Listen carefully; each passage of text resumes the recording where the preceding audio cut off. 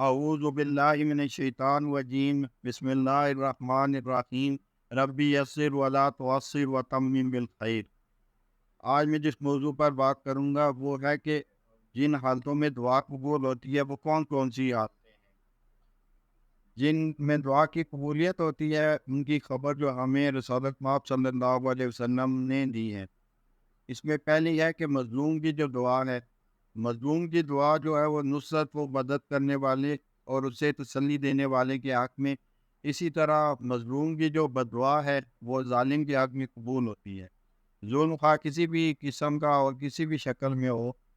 مستدرک حاکم کی روایت ہے کہ حضرت ابن عمر رضی اللہ عنہ سے روایت ہے کہ رسول اللہ صلی اللہ علیہ وسلم نے فرمایا کہ مظلوم کی دعا سے بچو، یہ آگ کے شعلوں کی مانند آسمان کی طرف جاتی ہے۔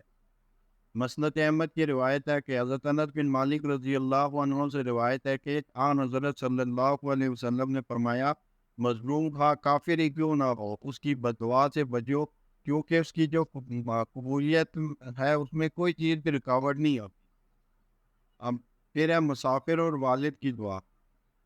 اب سفر خصوصاً وہ جو نیکی اور اطاعت کے لیے ہو، مثلاً دعوت و تبلیغ کے لیے، عبادت یا دینی علم یا ایسے علم کے حصول کے لیے جس سے مقصد جو ہے وہ اللہ تعالیٰ کا قرب حاصل کرنا ہو، ان تمام سفروں میں جو ہے وہ دعا جو کی جاتی ہے وہ قبول ہوتی ہے۔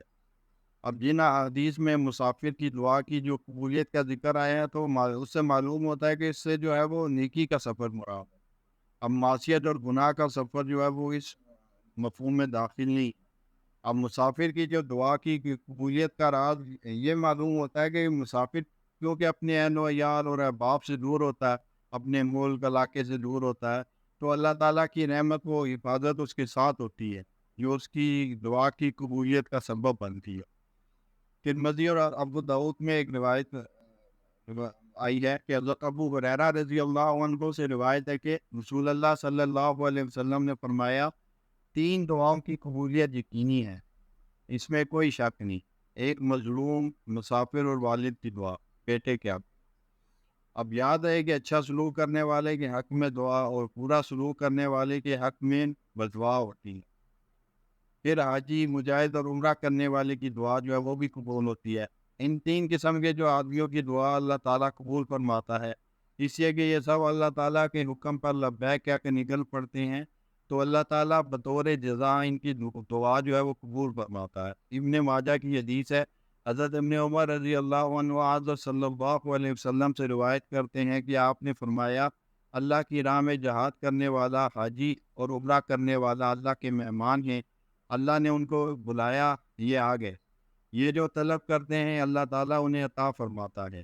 اب یہ کس قدر عظیم المرتبت مہمان ہیں، اللہ غنی و کریم کی طرف سے انہیں جو خصوصی ثواب و مقام ملا ہے انہیں اس پر مبارک ہو۔ پھر مسلمان کے حق میں اس کی غیر موجودگی میں جو دعا ہے وہ بھی قبول ہوتی ہے۔ اب مسلم اور ابو داؤد کی روایت ہے کہ حضرت ابو درداء رضی اللہ عنہ سے روایت ہے کہ رسول اللہ صلی اللہ علیہ وسلم نے فرمایا، جو مسلمان اپنے مسلمان بھائی کے لیے اس کی غیر موجودگی میں دعا کرے تو فرشتہ کہتا ہے یہ دعا تیرے حق میں بھی قبول ہو۔ اس حالت میں کی ہوئی دعا خالص اللہ تعالیٰ کے لیے ہوگی۔ اسلاف میں سے کچھ بزرگوں کی عادت تھی کہ جب اپنے حق میں کوئی دعا کرتے تو دیگر مسلمانوں کو بھی اس دعا میں شریک کر لیتے، کیونکہ ایسی دعا جو ہے وہ قبول ہوتی ہے اور دعا کرنے والے کو بھی وہ دعا شامل ہوتی ہے۔ الحمدللہ۔ اب یہ دعا لوگوں کے اسرار اور رموز اور کیفیات سے خوب واقف ہونے والے تھے، تو ان پر اللہ تعالیٰ کی بے شمار رحمتیں ہوں، آمین۔ آپ ذرا ہم اس اپنے معاشرے کے متعلق تصور کریں جس میں کیفیت یہ پیدا ہو جائے کہ جو ہر مسلمان ہے اپنے مسلمان بھائی کی غیر موجودگی میں اس کے لیے دعائیں کرے، تو ایسے معاشرے کے افراد کی جو ہے وہ شخصی حالت اور ایمانی جو مدارج ہیں ان کی بلندی اور ترقی کتنی ہوگی اس کا اندازہ کر سکتے ہیں۔ تو اللہ تعالیٰ سے دعا ہے کہ اللہ تعالیٰ ہمیں جب ہم دعا مانگے تو جن حالتوں میں دعا قبول ہوتی ہے ہمیں ان حالتوں کو اختیار کرنے کی توفیق عطا فرمائے۔ وآخر دعوانا الحمد للہ رب العالمین۔